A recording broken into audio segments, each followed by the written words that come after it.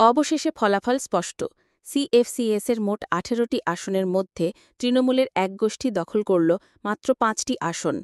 অন্যদিকে তৃণমূলেরই লক্ষ্মী নারায়ণ জানার নেতৃত্বাধীন প্যানেল জিতল বাকি ১৩ আসনে।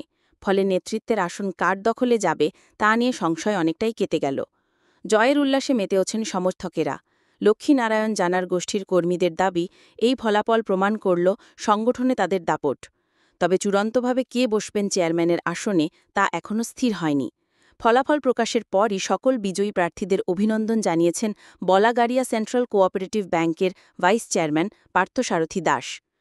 পূর্ব মেদিনীপুর থেকে অংশমান পণ্ডার প্রতিবেদন। জনপ্রিয় করেছেন মাননীয় মন্ত্রী কিরণময় নন্দ মহাশয়, এবং তৎকালীন তিনি যখন মন্ত্রী ছিলেন অবিভক্ত মেদিনীপুর জেলার যে হেডকোয়ার্টারগুলো ছিল, আজকে পূর্ব মেদিনীপুর আমাদের হেডকোয়ার্টার হলেও মৎস্য হেডকোয়ার্টার কিন্তু দপ্তরের হেডকোয়ার্টার কাঁথি মিন ভবন সেন্ট্রাল বাস স্ট্যান্ডের পাশে।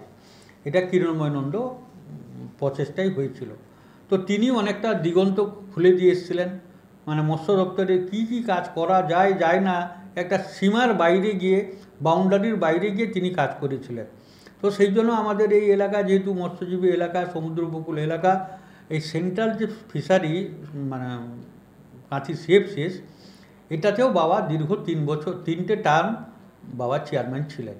তো আমার রেগুলার যাতায়াত ছিল ওখানকার যিনি এক্সিকিউটিভ অফিসার ছিলেন সরকার সাহেব, এবং ওই সোসাইটিটা আমার বলাগাড়িয়া ব্যাংকেরই অ্যাফিলিয়েটেড সোসাইটি।